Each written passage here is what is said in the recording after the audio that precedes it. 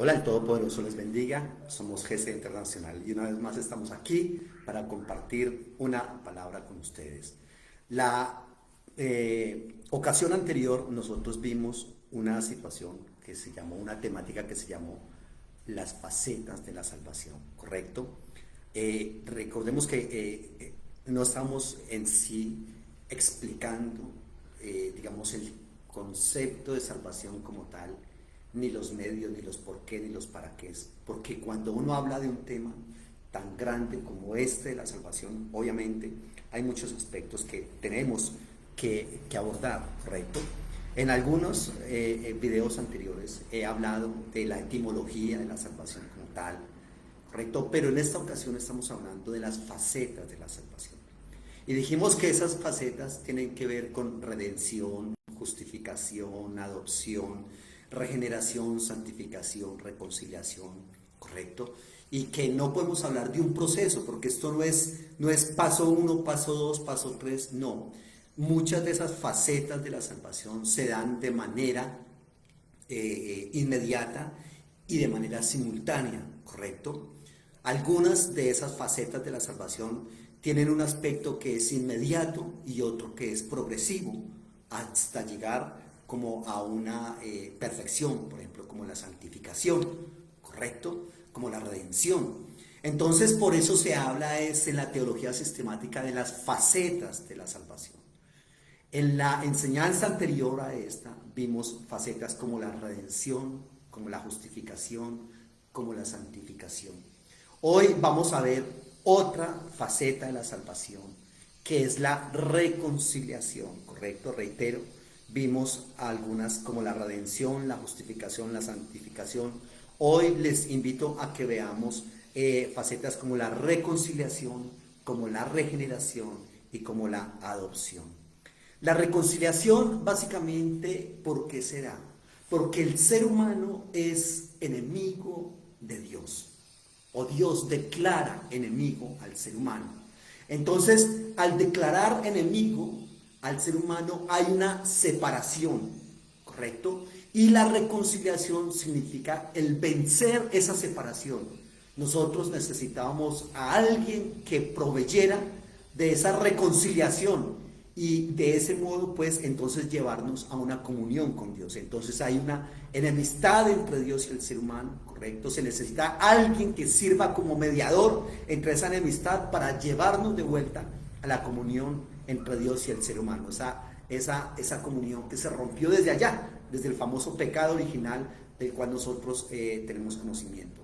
Pablo en 2 Corintios 5, 18 y 19 dice: en Cristo Dios estaba reconciliando al mundo consigo mismo, no tomándole en cuenta sus pecados. Aquí nosotros tenemos toda una teología montada, correcto, en Jesucristo como ofrenda, como oferente, como salvador del mundo. Estamos hablando del cristianismo, ya sea cristianismo católico, cristianismo evangélico, las diferentes y diversas divisiones que hay entre el cristianismo, pero todos tenemos una creencia común, y es que Cristo es el Salvador, ¿correcto? Es nuestro Salvador. No así los judíos, no así los musulmanes, hinduistas, budistas. Eso se da solamente en el cristianismo y en todas las facciones del cristianismo, por decirlo de alguna manera. Y estamos hablando entonces de las facetas de la salvación y estamos hablando de la reconciliación. Entonces en Cristo Dios está reconciliando al mundo, según dice 2 Corintios 5, 18, 19. La reconciliación significa entonces un cambio de relación de la enemistad ahora a la comunión, de la hostilidad a la armonía, de la guerra a la paz entre partes, ¿correcto? No solamente, obviamente, entre Dios y el ser humano, que en este momento estamos hablando de eso, pero también se puede dar entre los diversos seres humanos o diferentes partes, ¿ya? Así es de que las personas, por ejemplo, pueden ser reconciliadas una con otra. En Mateo 5:24 está ese término dialazo, que es el término utilizado para reconciliación. Dialazo significa cambiar completamente mentalmente, ¿ya? Ahí debe haber un cambio mental completo para que haya una reconciliación. Y en 1 Corintios 7:11 está la palabra catalazo, que significa cambiar mutuamente. es decir, las dos partes, ¿correcto? Cambiar mutuamente. Significa también componer una diferencia. En Mateo 5:24 dice, deja allí tu ofrenda delante del altar y ve, reconcíliate primero con tu hermano y entonces ven y presenta tu ofrenda. Reitero, ahí está la palabra dialazo, que significa cambiar completamente mentalmente. ¿Listo? Y 1 Corintios 7:11, que es el término donde está catalazo, y dice, y si sepárese sin casar, quédese sin casar, o reconcíliese con su marido y que el marido no abandone a su esposa. Allí, reitero, significa cambiar mutuamente, es decir, componer una diferencia. ¿Listo? Entonces, las personas pueden reconciliarse entre ellas mismas y las personas también podemos reconciliarnos con Dios. ¿Correcto? Entonces las personas hemos sido reconciliados con Dios siempre y cuando obviamente aceptamos ese sacrificio vicario de Cristo en la cruz del Calvario. Romanos 5 del 1 al 11, segunda de Corintios 5 18 al 21. Permítame leer Romanos 5, no lo voy a leer desde el versículo 1, voy a leer desde el versículo 6. Porque Cristo, cuando aún éramos débiles, a su tiempo murió por los impíos. Ciertamente apenas morirá alguno por un justo. Con todo pudiera ser que alguno osara morir por el bueno. Mas Dios muestra su amor para con nosotros en que siendo aún pecadores, Cristo murió por nosotros. Pues mucho más, estando ya justificados en su sangre, por él seremos salvos de la ira. Porque si siendo enemigos fuimos reconciliados con Dios por la muerte de su Hijo, mucho más, estando reconciliados, seremos salvos por su vida. Y no solo esto, sino que también nos gloriamos en Dios por el Señor nuestro Señor Jesucristo, por quien hemos recibido la reconciliación. ¿Correcto? Y 2 Corintios 5, 18 al 21 dice, y todo esto proviene de Dios, quien nos reconcilió consigo mismo por Cristo y nos dio el ministerio de la reconciliación. Que Dios estaba en Cristo reconciliando consigo al mundo, no tomándoles en cuenta a los hombres sus pecados, y nos encargó a nosotros la palabra de la reconciliación. Versículo 20, así que somos embajadores en nombre de Cristo, como si Dios rogase por medio de nosotros, os rogamos en nombre de Cristo, reconciliados con Dios.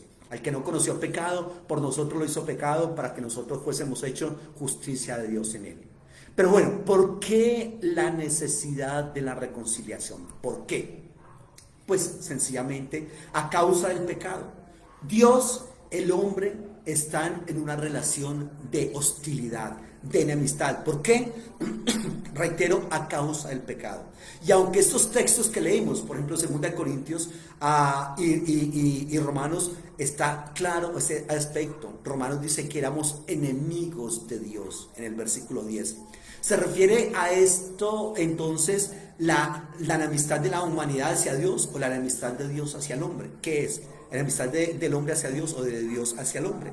La verdad es que el segundo concepto es el más adecuado, es decir, Dios nos contó como sus enemigos, y eso es gravísimo, por Dios, porque todos nosotros tenemos enemigos, a veces justificadamente, a veces injustificadamente, a veces usted dañó a alguien de una u otra manera, correcto, a veces queriendo, sin querer, a veces alguien nos dañó a nosotros y sería, digamos, como algo ilógico y como algo como demasiado fantasioso. Yo no tengo enemigos, no, a mí nadie me cae mal, yo amo a todo el mundo. Revísese a ver si de pronto no es que se está engañando allá, porque estamos en un proceso y mientras estemos en esta corporeidad, por Dios, hay muchísimas cosas allí. Eso es como el que dice, yo ya no peco. No, yo ya no peco, que infortunadamente en el discurso eclesiológico se enseña muchísimo eso, de que la gente ya no peca. Y hay muchos que se ofenden cuando alguien les dice, no, es que usted también está en pecado. Perdón, por favor, ¿qué le pasa? O sea, tan atrevido, yo no estoy haciendo nada. Usualmente cuando la gente habla de pecado o de que no está en pecado es adulterio, fornicación, robar, matar, ¿correcto? Pero tenemos una cantidad de pecados y mientras que estemos en esta corporeidad vamos a seguir pecando. Entonces ese pecado es el que nos hace estar en enemistad con Dios. Y dice la Biblia que Dios nos contó como sus enemigos. ¿Sí? Terrible. Es decir, que un ser humano lo tenga uno como enemigo, bueno, hay algunas, como dicen por ahí, culebras, ¿correcto? Que persiguen a una persona de ciudad en ciudad, de país en país y hasta que lo matan, ¿correcto? Pero de allí a que sea el mismo Dios que lo cuente a uno entre sus enemigos, por favor, ojo con eso, es mejor que estemos reconciliados con el Señor, ¿correcto? Entonces ese es el sentido de la misma palabra en Romanos 11:28, donde dice que Dios contó al pueblo de Israel como sus enemigos. Ojo Israel, ¿qué está pasando? ¿Cómo es y cuándo es que se van a arrepentir? ¿Cuándo es que van a aceptar el plan del Todopoderoso y que ese Todopoderoso ya envió a su Mesías y que desconocieron a ese Mesías? ¿Cuándo? ¿A dónde? ¿Cómo es que van a tener que vivir y qué es lo que van a tener que vivir para que entiendan esa realidad? Allí es una situación, no les estoy diciendo vuélvanse cristianos desde la perspectiva denominacional, correcto, o religiosa, pero sí que acepten al Todopoderoso desde lo que vienen profetizando los profetas del Antiguo Testamento. Pero entonces el hecho de que Pablo menciona la ira de Dios, en el 5:9 respalda esa interpretación de que los enemigos fueron el objeto de la ira de Dios. Uy, no quiero estar bajo la ira del Todopoderoso. Señor, guárdanos. Líbranos de tu ira, porque eso es complicado. Y esto no se trata de que Dios no puede conquistarnos con amor, con sus obras, con su grandeza, con su sabiduría. Y entonces pasa lo que pasa con muchos emperadores y con muchos dictadores en el mundo. Es a través de la fuerza, a través del castigo, correcto, de lo punitivo. No, Dios no hace eso porque no tiene esa necesidad de hacerlo. Pero somos enemigos, infortunadamente, y su ira está sobre la gente por el pecado y por las faltas que hemos hecho con él. La ira de Dios está sobre nosotros, o sobre la gente que no acepta su propósito. Y entonces, o sea que, ¿qué? Entonces, pues, ¿cuál es la diferencia entre Dios y cualquier otro malandro por ahí? Dice muchísima gente, cualquier otro sicario, cualquier otra persona. Entonces, si no es mi amigo, es mi enemigo. No, perdón, es que no es eso, sino que Dios sabe, nos hizo, nos creó, nos conoce más que nosotros mismos, y no hay posibilidades de algo diferente y de algo más grande para nosotros, en nosotros, por nosotros, que el propósito de Dios para nuestras vidas. Esa ira y ese castigo de Dios para la persona que no está con Él es lo natural de estar distanciado de Dios. Lo natural, el resultado natural de ser enemigo de Dios. No es que Dios dice, como no quiso, entonces con usted me voy a ensañar, mi hijo. No, es el resultado natural de estar fuera de la voluntad de Dios. No permitamos eso en nuestras vidas. ¿Quién te dijo que alguien te puede dar algo más grande y poderoso que Dios? ¿Quién te dijo? Estás engañado si estás buscando encontrar la mejor versión tuya y el mejor mundo y la mejor eternidad que puedes vivir lejos de Dios. La estás buscando en otro lado, estás engañado. Nuestro estado de distanciamiento no pudo haber sido más serio de lo que era antes de estar con Cristo. Estamos hablando de la reconciliación, una de las facetas de la salvación. Tampoco pudo haber sido el más urgente. Había una necesidad de cambio, había una necesidad de reconciliación. ¿Y cómo fue esa reconciliación? Pues el Nuevo Testamento lo afirma claramente, que la reconciliación se lleva a cabo por la muerte del Señor Jesucristo. Eso dice el versículo 10. Dios lo hizo a él pecado por nosotros, para que nosotros pudiéramos ser hechos justicia de Dios en él. Entonces la muerte de Cristo cambió completamente ese estado anterior de enemistad que teníamos nosotros, los seres humanos, en uno de justicia y de completa armonía con un Dios que es totalmente justo, ¿correcto? Ese es el concepto de la reconciliación. Miremos otro aspecto, que es el aspecto de la regeneración. Este también es un asunto bastante interesante. Usted lo ha escuchado, y lo ha escuchado, pero de pronto con palabras como nuevo nacimiento. La verdad es que teológicamente nuevo nacimiento es lo que se conoce como regeneración. Entonces hablamos ya, estamos hablando de las facetas de la salvación. En una enseñanza anterior, vea el video anterior, hablamos de redención, de justificación y de santificación. Hoy ya hablamos de reconciliación, y permítame hablar de regeneración para terminar hablando de adopción, que son las facetas de la salvación. ¿Qué es eso de regeneración? Esa palabra es usada dos veces en el Nuevo Testamento, Mateo 18:28 y Tito 3:5. Es la famosa palabra palingenencia. No sé si usted la haya escuchado mencionar alguna vez. Palingenencia. Eso es lo que se conoce como el nuevo nacimiento. Precisamente palingenencia significa nacer de nuevo, significa un renacimiento espiritual, ya sea que se esté refiriendo tanto al estado como al acto de nacer de nuevo. Palingenencia es renovación espiritual, palingenencia es restauración mesiánica, todo eso significa palingenencia. En Mateo 19:28 dice: y Jesús les dijo, de cierto os digo que en la regeneración, cuando el Hijo del Hombre se siente en el trono de su gloria, ustedes que me han seguido también se sentarán sobre los 12 tronos para juzgar a las 12 tribus de Israel. Obviamente ahí está hablando con los discípulos. Tito 3:5 dice: nos salvó, no por obras de justicia que nosotros hubiésemos hecho, sino por su misericordia, por el lavamiento de la regeneración y por la renovación en el Espíritu Santo. Entonces, en Juan 3:3, el que habíamos hablado en esos textos que leí es palingenencia.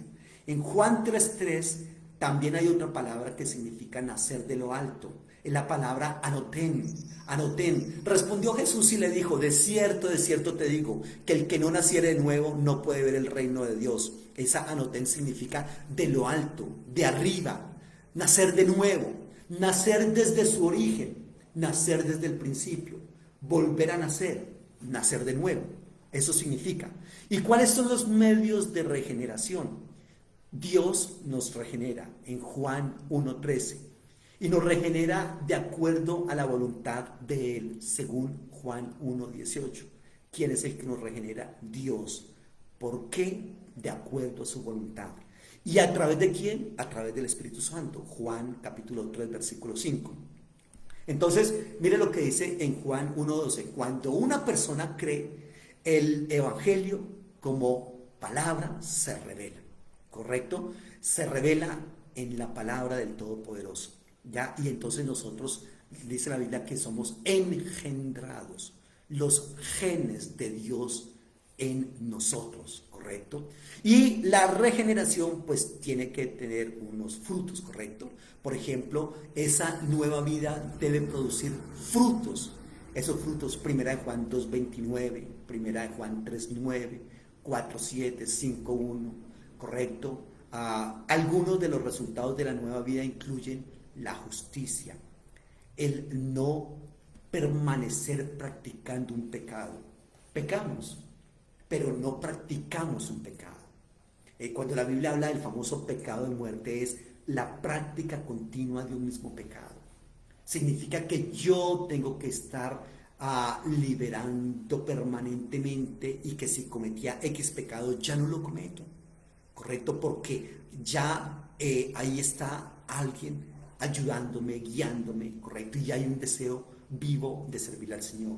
La regeneración, que incluye entonces la justicia, el no practicar permanentemente pecados, amarse el uno al otro, ¿ya? Pero cuidado, esa regeneración, es decir, el nuevo nacimiento, es muy posible que para muchas personas se esté confundiendo con otras cosas. Por ejemplo, la regeneración no es reformación. La regeneración, es decir, el nuevo nacimiento, no es religión. La regeneración, es decir, el nuevo nacimiento, no es un cambio de corazón. Esos conceptos, sin duda, los abarcará el nuevo nacimiento o la regeneración, pero no se agota allí. ¿Por qué les digo que no es una reformación el nuevo nacimiento o la regeneración? Porque la reformación es de origen humano y solo afecta el exterior. Una persona puede reformarse, ¿correcto? Claro que sí, con algo, con mucha voluntad, ¿correcto? Puede decir: ya no estoy haciendo esto, no voy a seguir haciendo esto, ahora voy a seguir haciendo eso. Afecta el exterior, afecta algo del interior, pero no la naturaleza del individuo. Es decir, cuando digo que afecta algo, lo exterior, y algo del interior, es que cambia algunas actitudes. Pues ya robaba, ya no robo, metía vicio, ya no meto vicio, ¿correcto? Miento y le quito el dinero al que se me dé la oportunidad, pero ya no. Obviamente hay unas actitudes, un cambio de mentalidad, etcétera, pero no es un nuevo nacimiento, porque la reformación no puede cambiar la naturaleza interior del ser humano. El hombre tiene un corazón que, como dice la Biblia, engañoso más que todas las cosas y perverso, Jeremías 17:9. Y ese corazón necesita una transformación vital dentro de su persona, el corazón, ¿correcto? Entonces la reformación no es regeneración, es decir, si una persona se reforma no significa que ha nacido de nuevo. Eso es una situación clave. Una persona puede superarse de muchísimas cosas, pero no porque se supere significa que va a ser salvo. No porque se supere significa que va a alcanzar entonces esa relación con el Todopoderoso, que es lo que estamos buscando acá, ¿correcto? Y lo que les decía ahorita en la reconciliación. Entonces hay que tener en cuenta eso. La reconciliación no es, la regeneración, perdón, no es religión.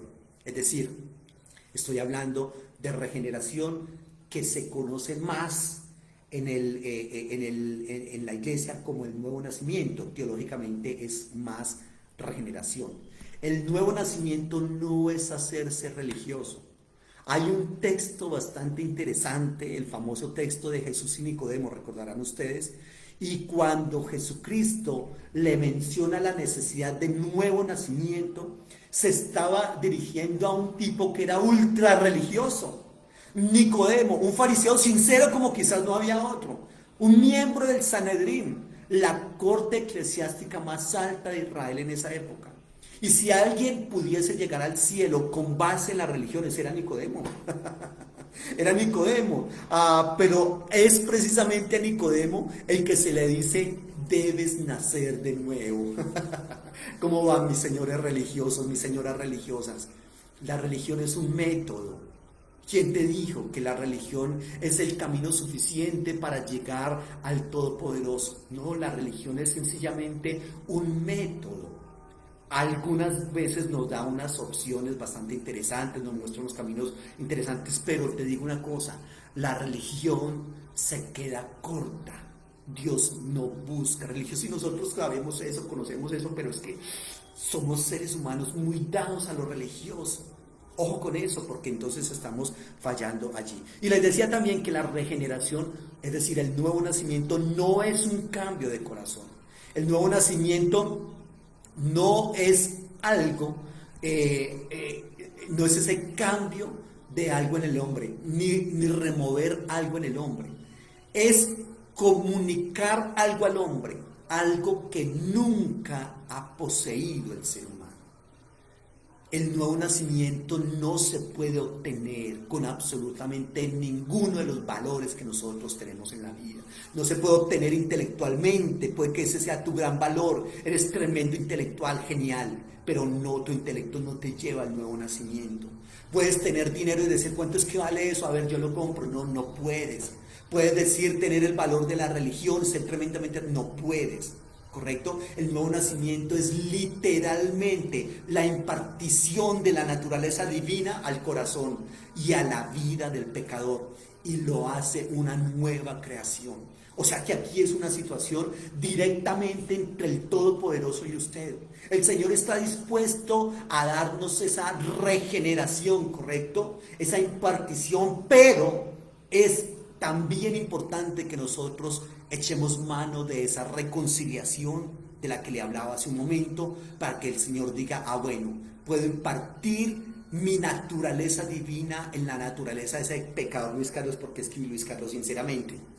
Eso es lo que es el nuevo nacimiento, impartición de la naturaleza divina en mi corazón, en mi vida de pecador, y me hace una nueva creación. Entonces, esa regeneración o nuevo nacimiento se lleva a cabo mediante la unión personal, según la Biblia, con Jesucristo. Unión personal con Jesucristo. El que tiene al Hijo tiene la vida. El que no tiene al Hijo de Dios no tiene la vida. Eso dice 1 Juan 5:12. Por medio de las cuales, dice 1 Pedro 1:4, por medio de las cuales nos ha dado preciosísimas y grandísimas promesas, para que por ella lleguen a ser partícipes de la naturaleza divina. Entonces, Dios a través de Jesucristo recibe al hombre caído por naturaleza y lo regenera al traerle su vida, la vida de Dios. Aquí en todo esto, según esta teología que estamos viendo, Jesucristo juega un papel vital, determinante, clave.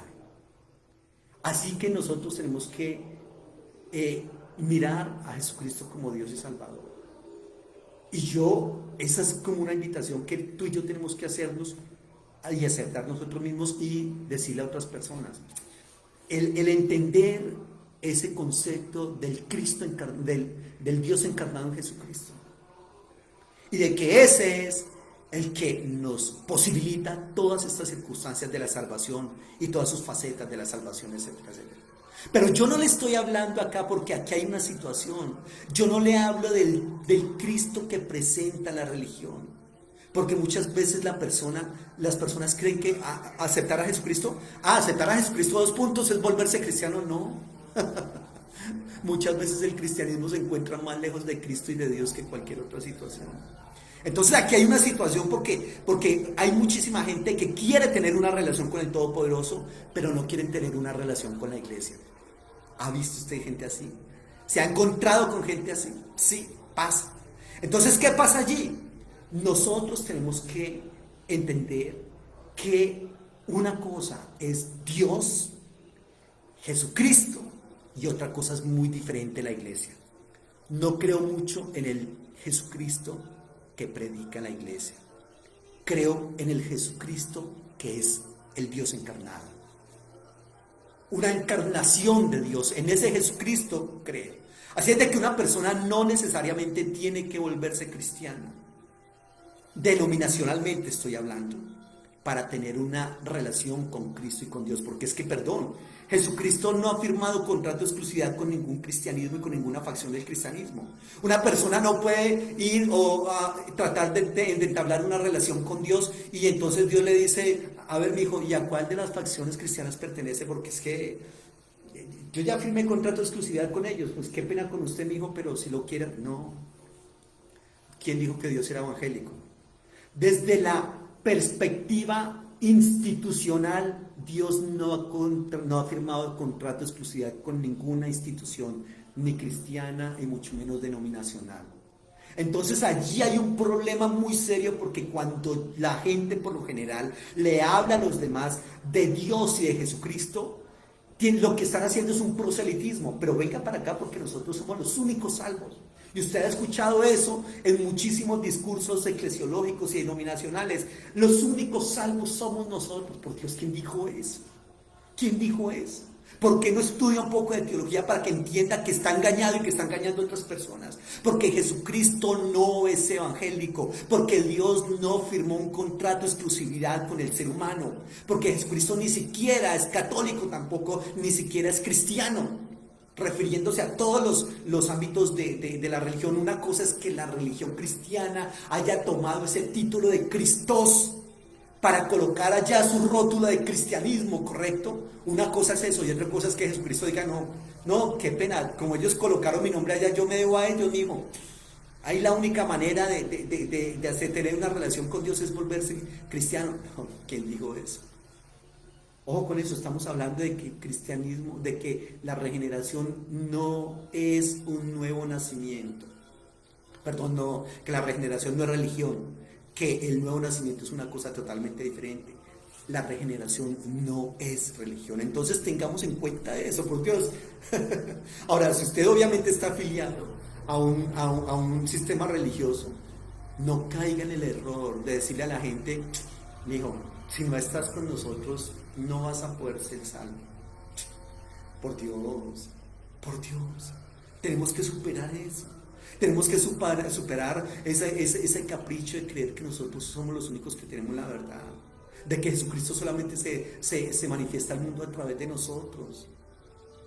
Yo me estoy haciendo entender en esta parte que les estoy diciendo, qué es lo que sí es regeneración. Regeneración sí es, como les digo, un nuevo nacimiento. Primera de Juan 5:1, Juan 1:12-13. Sí es limpieza, según Tito 3:5 que leíamos anteriormente. Sí es un avivamiento, es decir, cuando digo de avivamiento me estoy refiriendo a una renovación en el Espíritu Santo, según Tito 3:5, según Colosenses 3:10, según Romanos 12:2, según el Salmo 51:10. Eso es regeneración.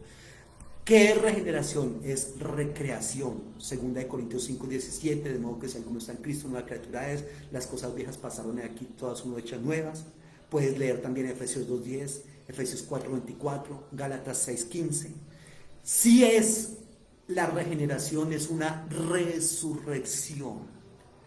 Al describir ese nuevo nacimiento como una resurrección, debemos darnos cuenta que es precedido por la muerte.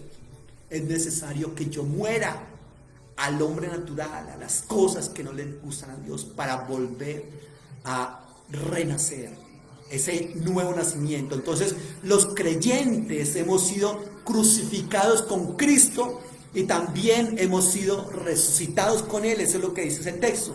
Entonces, ambas verdades son una realidad espiritual. ¿Cuál?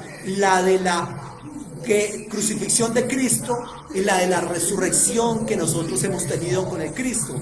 Entonces, ambas verdades son una realidad espiritual mediante la identificación con Cristo, en su muerte, en su sepultura, en su resurrección. Romanos 6, del 2 al 7, tenemos que identificarnos con Él en todo eso que le mencioné.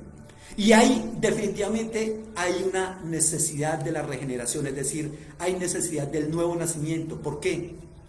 Porque el reino de Dios no se puede ver sin esa regeneración. Juan 3:3, respondió Jesús y le dijo: de cierto te digo, que el que no naciere de nuevo no puede ver el reino de Dios. Necesitamos nacer de nuevo, y no es algo que puedas hacer tú solo. No es algo que tú dices: no, yo voy aquí yo soy inteligente, yo tengo voluntad y yo voy a cambiar estas actitudes, etcétera, y listo. Puedes cambiar lo que quieras, eso no significa que naciste de nuevo. La religión no va a ser suficiente para ayudarte a nacer de nuevo, ¿correcto? Es el Todopoderoso. Primera de Corintios 12:14 dice: pero el hombre natural no percibe las cosas que son del Espíritu de Dios, porque para él son locura y no las puede entender, porque se han de discernir espiritualmente. Y Gálatas 5:19-21 dice: manifiestas son las obras de la carne, que son adulterio, fornicación, inmundicia, lascivia, idolatría, hechicerías, enemistades, pleitos, celos y las contiendas, disensiones, orgías y cosas semejantes a estas, acerca de las cuales os amonesto, como ya lo he dicho antes, que los que practican tales cosas no heredarán el reino de los cielos. ¿Por qué? Por la naturaleza del primer nacimiento del hombre. Nosotros nacemos en una naturaleza caída, pecadora, ¿ya? ¿Y por qué más necesitamos un nuevo nacimiento? Porque el hombre sin ese nuevo nacimiento está muerto. Efesios 2:1 dice: y Él os dio vida a vosotros cuando estabais muertos en vuestros delitos y pecados. ¿Listo? Estamos hablando de las facetas de la salvación, ¿correcto? Son diferentes eventos que se dan de manera simultánea, y algunos simultánea y definitiva, otros simultánea y progresiva en el momento de la salvación. Por eso se llaman facetas de la salvación. No es un proceso de que primero primero otro y tercero el otro, porque son cosas que, reitero, se dan simultáneas. La redención, la justificación, la santificación, la reconciliación, la regeneración y por último la adopción. ¿Qué es eso de adopción acá? También es bastante interesante ese concepto de la adopción, y nosotros de pronto lo hemos trabajado muchas veces, ¿correcto? Lo hemos escuchado en muchísimas enseñanzas. La palabra adopción, notemos y vayamos un momento a esa decisión que toma una pareja de adoptar a un hijo. Tal cual, la adopción. Adopción significa colocar como hijo. Entonces, el cristiano, luego de la regeneración de la cual le acabé de hablar, es decir, del nuevo nacimiento, se convierte en hijo de Dios, ¿correcto? Por medio de su nuevo nacimiento. Y luego avanza inmediatamente hacia una posición madura.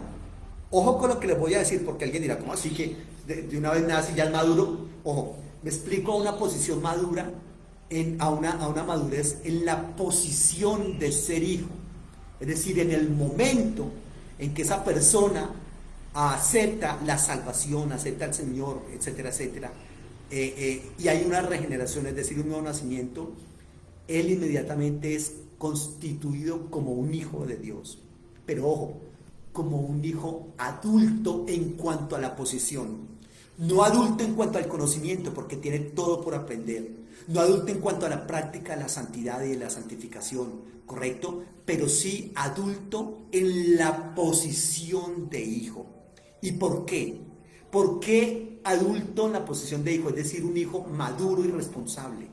Porque resulta que cuando un hijo puede heredar la fortuna de sus padres, pero si no es mayor de edad, ese hijo no puede administrar él esa parte, tiene que tener unos tutores. Pero cuando yo soy adoptado y usted somos adoptados por el Señor, en el momento de la adopción instantáneamente se nos considera hijos adoptados, pero hijos ya maduros, responsables, ¿correcto? Es decir, mayores de edad, en el sentido de que podemos empezar a disfrutar desde ya esa posición de pertenecer a una familia y disfrutar de todo lo que esa familia tiene, ¿correcto? En este caso, el Todopoderoso nos toma como hijos, nos recibe en su familia y Luis Carlos, usted puede empezar a disfrutar de todo lo que hay acá. Entonces, adopción no significa hacer hijos, no, porque cuando una pareja adopta, precisamente adopta porque no puede tener hijos. No es el caso del Todopoderoso, que obviamente ya habíamos hablado del nuevo nacimiento, es decir, que Él sí puede, pero el asunto de la adopción es que nos coloca como hijos, nos coloca en una posición de privilegio que antes no teníamos y de la cual ahora, como somos adoptados, empezamos a disfrutar de una cantidad de privilegios como si fuésemos ya hijos grandes, en el sentido de que podemos administrar eso que Él nos dio. En la regeneración recibimos una nueva vida. En la justificación recibimos un nuevo entendimiento. En la adopción recibimos una nueva posición. ¿Correcto?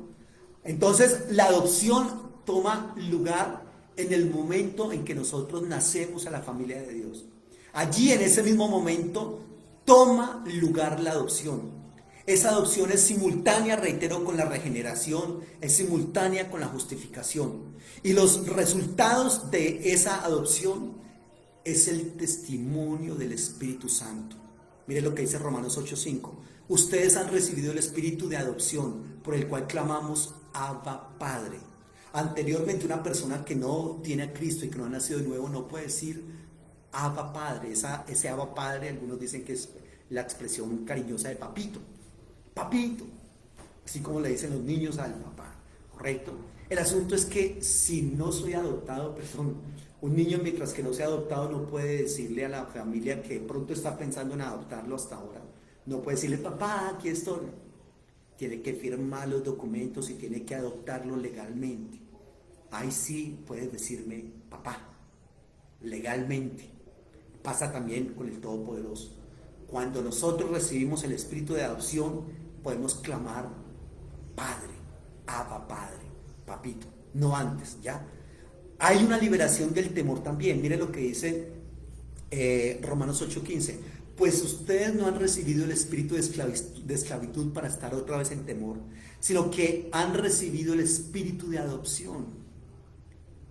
Oiga, ¿temor de qué? Obviamente una cosa es el tener miedo en algunos asuntos de la vida, pero vivir permanentemente en un miedo, no, de por Dios, yo no puedo vivir permanentemente en un temor por absolutamente todo, no. Me relajo, estoy en las manos del Todopoderoso. Eso tengámoslo en cuenta allí, ¿ya?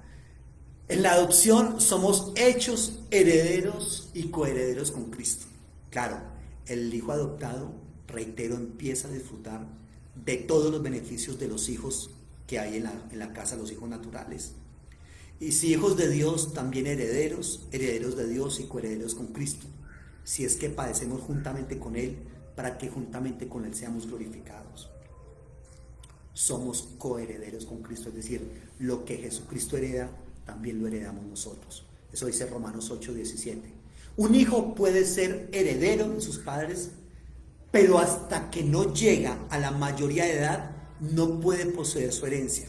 ¿ya? Cuando llega a la mayoría de edad, la herencia es de él, ¿correcto? La adopción, claro, obviamente, si no está estipulado en que mi herencia pasa a mis hijos hasta que yo muera, pero en el caso de Dios no es así. Hay algunas cosas que voy a disfrutar a plenitud cuando yo muera. Él nunca va a morir, pero cuando yo muera voy a disfrutar otras cosas a plenitud. Pero en este momento puedo estar disfrutando de muchísimas cosas de su herencia, ¿correcto? Por la adopción. Eso tenemos que tenerlo en claro. La adopción significa entonces el que se nos sitúa a nosotros en una familia a la cual no pertenecíamos por naturaleza. ¿Por qué no pertenecíamos por naturaleza? Porque éramos hijos de ira, ¿correcto? Efesios 2:3. Los hijos de ira, entonces llegamos a ser hijos de Dios. Qué genial. Esto me da un descanso enorme porque definitivamente yo soy un acreedor de la ira de Dios.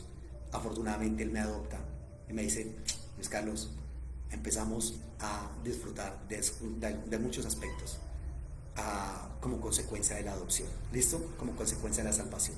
Entonces la adopción significa ser librados por completo de relaciones anteriores. Esto también es muy importante.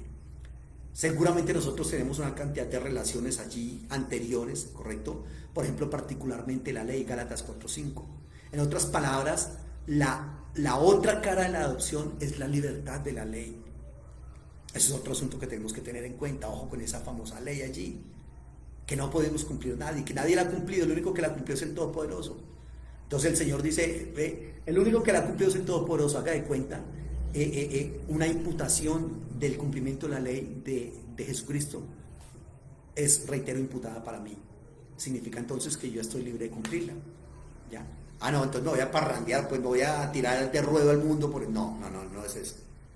Es básicamente que nosotros tenemos que disfrutar de esos beneficios porque somos coherederos con Cristo. La adopción solamente es posible por un acto voluntario del que adopta. Un niño que está en un orfanato, ¿cómo va a obligar a unos padres que lo adopten? Es decisión de ellos. Antes de la fundación del mundo, el plan de Dios incluía nuestra adopción. ¿Sabía usted eso? Efesios 1:5 nos dice esa parte. Entonces, la adopción significa que nosotros tenemos pleno derecho a todos los privilegios por pertenecer a la familia de Dios. Romanos 8:15. Y el crecimiento espiritual puede que tenga que ver con el disfrute de esos privilegios, pero cuidado, todo creyente tiene derecho a esos privilegios desde el momento de la salvación. Ahí está. Entonces, con base en todo esto que yo le he dicho en la salvación, que me demoré dos sesiones hablando de las facetas de la salvación de manera muy rápida, porque cada uno de estos conceptos da para una clase, para una enseñanza. Yo digo, ¿vale la pena aceptar esa salvación del Todopoderoso o no? Cualquier persona que entienda esta parte, inmediatamente, ¿dónde le firmo, mío? Porque es que eso está muy bueno. Las facetas de la salvación: redención, justificación, santificación, reconciliación, regeneración, adopción. Vale la pena disfrutar de la salvación del Todopoderoso. Vale la pena. La verdad es que lo que nosotros tenemos que dejar de hacer es muy pequeño comparado con todo lo que nosotros recibimos cuando le aceptamos a Él como Señor y Salvador, cuando aceptamos la salvación del Todopoderoso, que reitero, y esto tiene que quedar claro, no estoy hablando de aceptar una religión, no estoy hablando de aceptar un sistema de creencias, estoy hablando de una relación con el Todopoderoso, de sentirlo ahí cerquita de usted, de disfrutarlo allí. Eso es como parte de lo que es eso de tener ese amigo, ese cómplice, ese ayudador, ese soberano Dios, ese que te respalda. Entonces, realmente vale la pena disfrutar de esa salvación con todas sus facetas. Somos GESED Internacional, somos una institución de educación virtual bíblico-teológica. Este tema es parte de una materia que se llama Teología Sistemática y que nosotros la dictamos allí en GESED Internacional. Y la teología sistemática tiene una cantidad grande de temas, y el tema propio de este tema que estamos hablando, las dos últimas enseñanzas, se llama la soteriología, que es la salvación. GESED Internacional somos todos. El Señor les bendiga, que estén muy bien, muchísimas